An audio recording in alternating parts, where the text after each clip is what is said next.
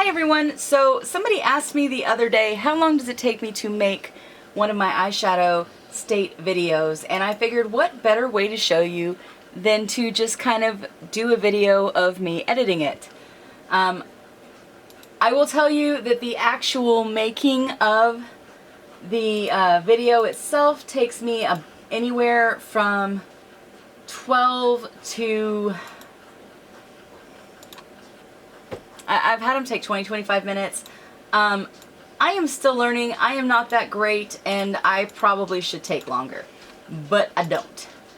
That will change the more I do this. So what I do is I throw it in my editing program. I remove the audio because I know I'm going to be talking over it anyways. And then I change the ratio so it's good for TikTok and YouTube. And this video I moved around a lot, which makes it a little difficult. Once I get it kind of zoomed in where I want it, I split it in two. The end part where I zoom in and show you an up-close view of the eyes, I leave that at 1x speed. The rest of it, I'm going to go into speed. I'm going to speed it up 6 times. I always do 6 times because that just seems to be the magic number. When I do that, it just shrunk that 12-minute video down to about 2 minutes and 30 seconds.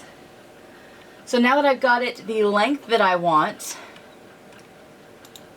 I need to do the voiceover. Now, I do want to tell you, I have been in theater for 25 years. That is a whole lot of speaking on stage in front of people. I also taught theater for 7 years. I taught public speaking, or speech, for 7 years. The same 7 years, I was teaching both of them. And I have done public speaking in one form of another pretty much since I was 12. And occasionally before that. So I'm pretty comfortable speaking in front of audiences, and I'm comfortable with that. So I don't do as much preparation as I would recommend other people do. These tend to be improv, and they're based off of They are based off of an activity I used to do with my students. There's one thing I can't do. I cannot type and talk at the same time. That is beyond my abilities. I used to have my students do 60-second speeches every Friday, and they didn't get to know their topic until they got up there. Sometimes I'd assign it, sometimes they'd draw it, sometimes I'd let them pick. Just pick something and talk to me for 60 seconds. I don't care as long as it's school appropriate. And of course, if I'm going to ask them to do it, I would do it myself. So I got really used to talking. I got really used to talking in front of people. And let me tell you, nobody is a tougher critic than teenagers. They will point out everything you do wrong. Until I taught high school, I used to pull up my shirt all the time, like my stomach that you can't see. That was my tell that I was nervous. I would tell kids on day one that I'm going to point out everything you do that shows me that you're nervous to try to get you to stop it. You're welcome to do the same thing to me. It took me 2 years to quit that crap. But I did, because my students got where they would tell me every time I pulled on my shirt, even if I wasn't doing an official speech, I would get told, "Miss Beasley, you're nervous." I maybe made a mistake with that, but whatever, it worked. I quit my shit. Sorry, I quit my stuff. Okay, so what I have done here is I have Googled Nevada facts, and I've pulled up 4 websites that I think is going to give me enough information to talk for 2 minutes and 8 seconds. I just looked at how long it is. Now, am I going to write out its speech and time it and all that? No. Like I said, I have been doing this for over 30 years. I'm okay. I know how to talk and about how long to time it. I also have my video right here on this screen so that I can see how much time I have left, and I kind of gauge what I'm saying to fit that. I always use the nationalgeographic.com kids page because it gives me fast facts about the state. I am doing Nevada today. I will be posting this on the 16th, so I will post this after the 16th. Next time I need to post something. Next time I have a date where I don't have stuff done.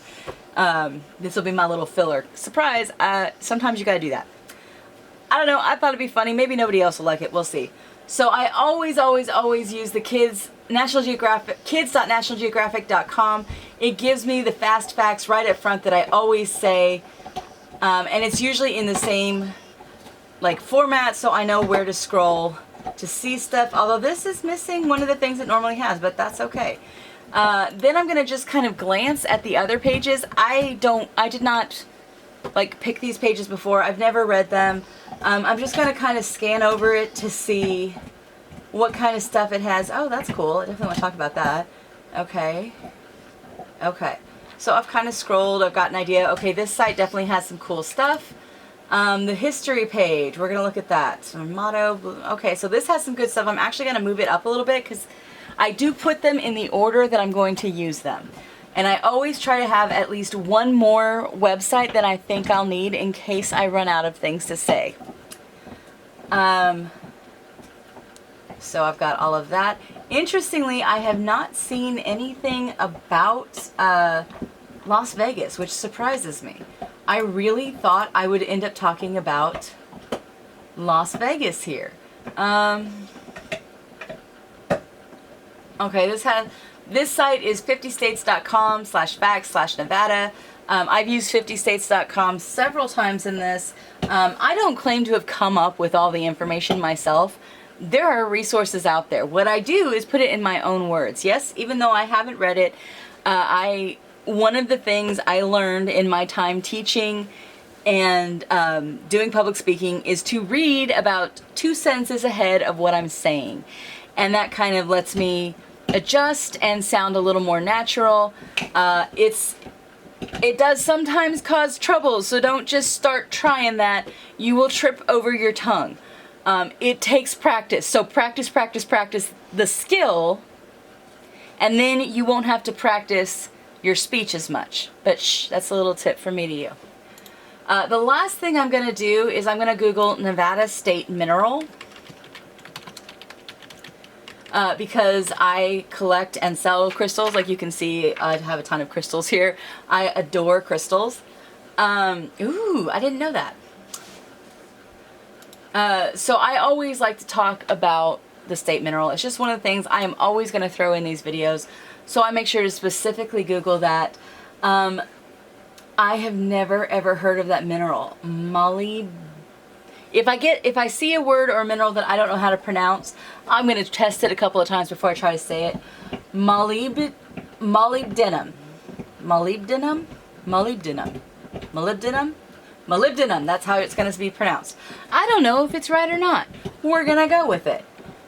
Molybdenum. Alright, I feel like I'm prepped. I've got enough to talk about. So I'm going to go back over to my video, which is on the screen. You can't see because I do have a 2-screen setup. Make sure my little markers at the beginning of the video, I'm going to click on the voiceover button. And I'm going to click start, and it's going to count me down. 3, 2... Hi everybody, and welcome to another episode of Guess What State Inspired My Eyeshadow. Today we are talking about the Silver State, the 36th state which achieved statehood in 1864. Its population in 2015 was 2,890,845.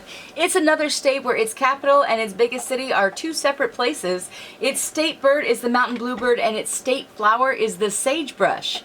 If you're guessing it's a desert state, you'd be correct. Now, it's not one of my episodes if I don't talk about the state mineral, and I am so excited. This state has 2 official state minerals. It has a state metal, and a state gemstone. The state metal is not surprisingly silver. In fact, it got its nickname because of its long history of silver mining. There have been multiple silver rushes in this state. And you can still find silver. It's still mined there. It's still a thing. Now, its state precious gemstone is something truly, truly special. It is a rare gemstone that is only found in 2 places on Earth. It is found in the Virgin Valley of this state, that's its name, and found in New South Wales, Australia. And that precious, precious gemstone is one of my favorites. It's the Black Fire Opal. In fact, I didn't even know that Black Fire Opal was found in the United States. I thought it was only found in South Wales, Australia. And this really, really makes me want to go gem hunting. And I know as soon as Wolf hears about this, he's going to want to go too. You can also find some other really cool minerals in this state, such as lithium, copper, and molybdenum. I've never heard of molybdenum. I'm really proud that I got that out twice without tripping over myself. This state is the 7th largest state, being composed of 110,572 square miles, 87% of which is owned by either the federal government or tribes. It has 17 counties, 27 recognized tribes. We are, of course, talking about Nevada, and I can't believe I got through this with nothing about Las Vegas. See you tomorrow, guys. And that's it. I managed to get it in one take. There were a couple of hiccups, but nothing real bad, so I'm going to go ahead and call that. Do I ever have to stop and re-record some? It does happen. Not as often as you think, though, and partly because I'm okay with not being perfect. I don't expect perfection of myself. I kind of have a level that I would like. I feel like I get a little better at this every single time I do it. In tripping over 2 or 3 words, not that big a deal. Not in my mind anyway. So now I'm going to save it as INV and the date it needs to be posted, which is 1/16. I export it. It goes directly into my save video files. That's the 3rd one I've edited today. I started editing at 8:09. It is 8:47. That means it takes me about an average of 15 minutes per video. Took me a little longer because I was chatting with you guys. But I've got the editing of this down. I've got the process down. And I will be honest, when I am done with the 50 states, I'm kind of gonna miss how fun these are to do. I feel like I've learned a lot about the states, and it's just been kind of fun. Now, do I think it's done exporting. Do I think I am the best public speaker on earth? No. But after 30 years, or 35 years even, we'll say 30, of doing public speaking or theater, I definitely feel like I can handle myself. I have spoken in many, many different types of situations, everything from teaching to I gave the valedictorian speech at my DARE graduation in 6th grade. I was so proud of that. That was kind of the first big public speaking gig that I did. I also gave my grandfather's eulogy, I gave my dad's eulogy, I gave my mom's eulogy. That's just kind of a tradition in my family. My dad used to give, he was an incredible public speaker. I learned so much of how I speak from him. And when his father died, it was the first time he didn't feel like he could hold it together enough to give the eulogy. So I said, Dad, it's my turn. And I did that as a way to honor both my grandpa and my father. And I'll be honest, when I did my dad's eulogy, part of it was the biggest part of it was I felt like it was the best possible way to honor my dad, who was known as the family speaker, by speaking of him. And part of it was also, let's just leave it at that. Part of it was a not so noble meaning reason, but most of it, 99.999% of it, was because I wanted to honor my dad's memory as a public speaker. And then when my mom passed, she deserved every bit of honor that I gave my dad, and I wanted to make sure that whoever spoke expressed what an amazing person she was. And I just wasn't sure that there was anybody else there who appreciated the many facets of how amazing my mom was. So that was the last time that I spoke my own words in public until I started making these. I just haven't had the heart to write anything really since I wrote my mom's eulogy. After that, it just kind of took a piece of my soul. And I'll be honest, doing these, as much as I have enjoyed learning the makeup, getting back into the routine of speaking has been awesome as well. And doing the makeup has given me a piece of my mom back, and doing the speech has given me a piece of my dad back. And that's been really awesome, because I had some freaking amazing parents, and I don't know necessarily that they would be just, oh wow, my daughter's a beauty blogger. I don't know that they would see that as my crowning achievement, but it's definitely something I enjoy, and I get to bring pieces of them with me as I do it, because my mom always wanted me to act more like a girly girl, and she firmly believed that a woman should not go out in public without a full face of makeup. I do not believe that. However, I have come to appreciate the process and I've come to appreciate makeup and putting on makeup. I still do it on my own terms, but every time I do it, I feel like Mom is smiling, saying, see, I told you so. And, you know, my dad could do no wrong. He walked on water. He was amazing. So, I've babbled on about that for a while. I just got a text message. I have no idea what that is for. But thank you for joining me on this today. If you like these behind the scene videos, let me know. I will do more. Probably not another state one, but you know, I will find other things to film.